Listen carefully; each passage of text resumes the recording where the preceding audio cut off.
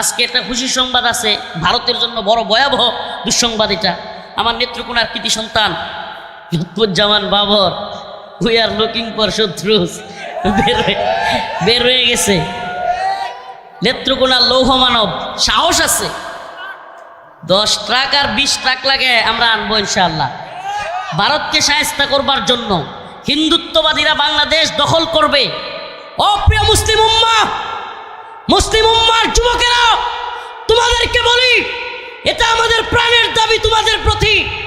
যদি বাংলাদেশকে দখল করা তো দূরের কথা, হিন্দুত্ববাদীদের চোখ যদি এদেশের ভূখণ্ডের উপর পড়ে, হিন্দুত্ববাদীদের বিরুদ্ধে দাঁত ভাঙা জবাব দেওয়ার জন্য তৈরি আছো তো ইনশাআল্লাহ? তৈরি আছো তো ইনশাআল্লাহ?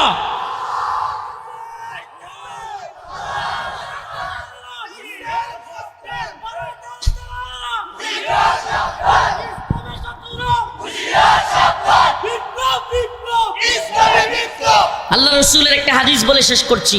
ইসাবাতানে মিন উম্মতি, ইসাবাতানে মিন উম্মতি আহরাজাহুমুল্লাহু মিনান নার, ইসাবাতুন তাগজুল হিন্দা ওয়া ইসাবাতু মা ঈসা ইবনে মারইয়াম। সুবহানাল্লাহি ওয়া বিহামদিহি। আল্লাহ রসুল বলেছেন, এটা অস্বীকার করবার সুযোগ নাই। কেন নাই? কারণ এমন এক ব্যক্তি বলেছেন যার 2 ঠোঁটের মাঝখান দিয়া জীবনে কোনোদিন মিথ্যা বের হয় না। সুবহানাল্লাহ। এটা শুধু আমরা স্বীকার করি না, মক্কার কাফের মুশরিকরা পর্যন্ত এ কথা স্বীকার করত। আমাদের রসুলকে তারা পাগল বলতো, জাদুকর বলতো, গণক বলতো, কিন্তু কোনোদিন মক্কার কাফেররাও মিথ্যাবাদী বলে নাই। আমার সেই রসুল বলেছেন, ইসাবাতানে মিন উম্মতি আখরাজাহুমুল্লাহু মিনান নার, ইসাবাতুন তাগজুল হিন্দা ওয়া ইসাবাতু মা ঈসা ইবনে মারইয়াম। আমার উম্মতের 2টা দলের সাথে যুদ্ধ হবে, আর এই 2টা দল আমি তাদেরকে জাহান্নাম থেকে মুক্তি ঘোষণা দিলাম। একটা দল ইসাবাতুন তাগজুল হিন্দা, হিন্দুস্তানের সাথে মুসলমানদের এক ভয়াবহ যুদ্ধ হবে, সেই যুদ্ধে শরিক হওয়া মুজাহিদ, সেই দলটা। প্রিয় হাজিরিন, আখিরি পয়গাম, সেই দলে আমরা শরিক হইতে রাজি আছি তো ইনশাআল্লাহ? মুসলিমদের দলে শরিক হইতে প্রস্তুত আছি তো ইনশাআল্লাহ? লিল্লাহি তাকবীর, লিল্লাহি তাকবীর। এই দিল্লি না ঢাকা, দিল্লি না ঢাকা, আপোষ না সংগ্রাম, দালালি না রাজপথ, গোলামি না আজাদি, গোলামি না আজাদি।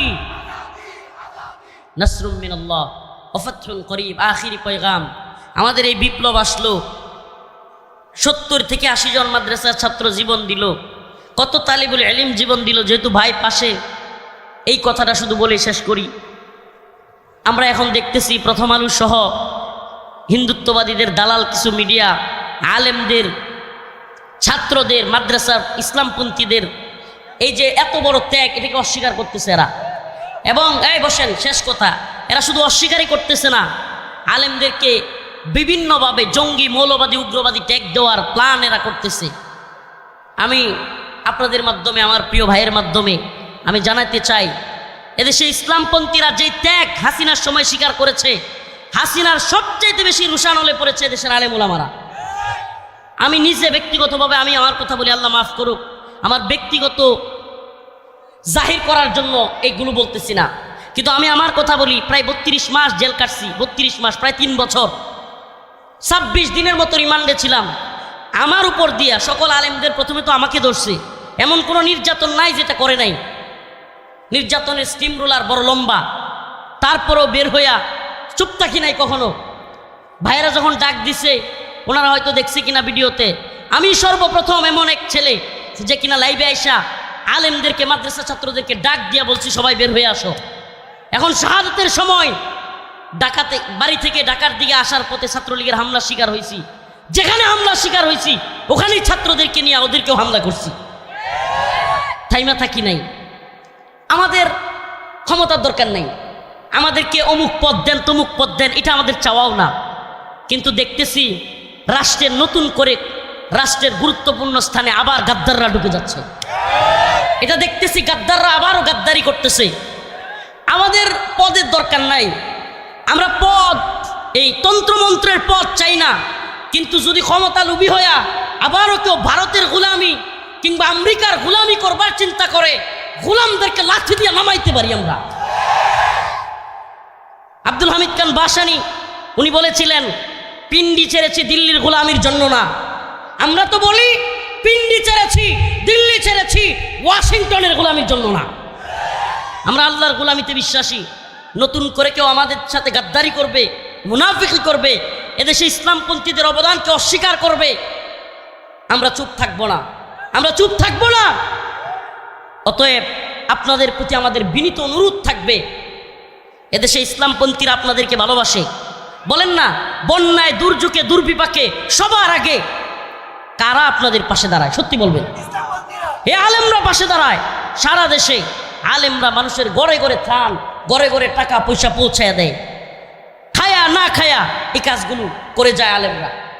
আলেম সমাজকে ভুল বুঝবেন না। আলেমদের সবাই ভালো এটাও বলছি না, সবাই খারাপ তাও তো না, কিন্তু আলেমবিহীন সমাজ কখনোই কল্পনাও করা যায় না।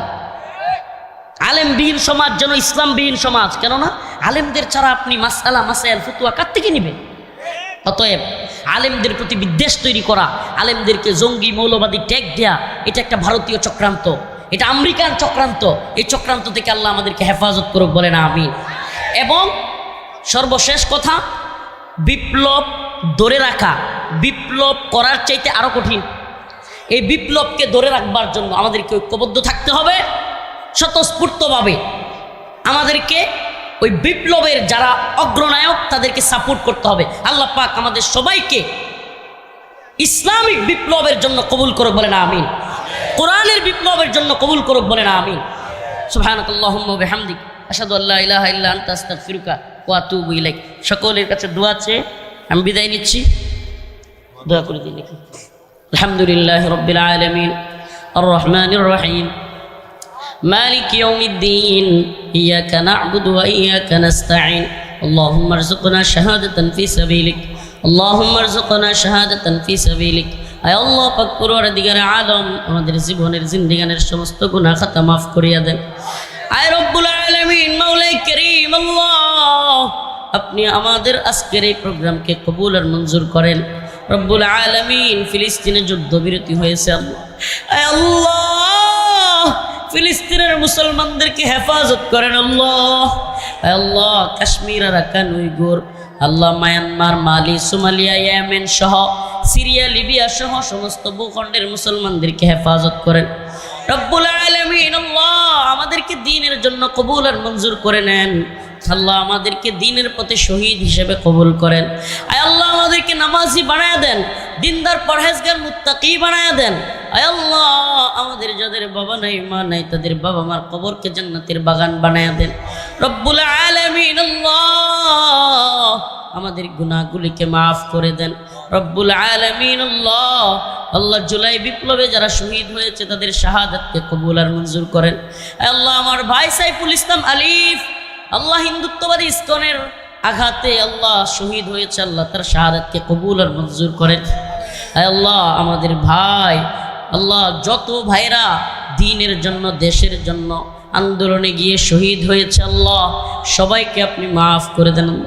রব্বুল আলামিন আল্লাহ আমাদের মধ্যে যাদের বাবা নাই যাদের মা নাই তাদের কবরকে জান্নাতের বাগান বানায়া দেন।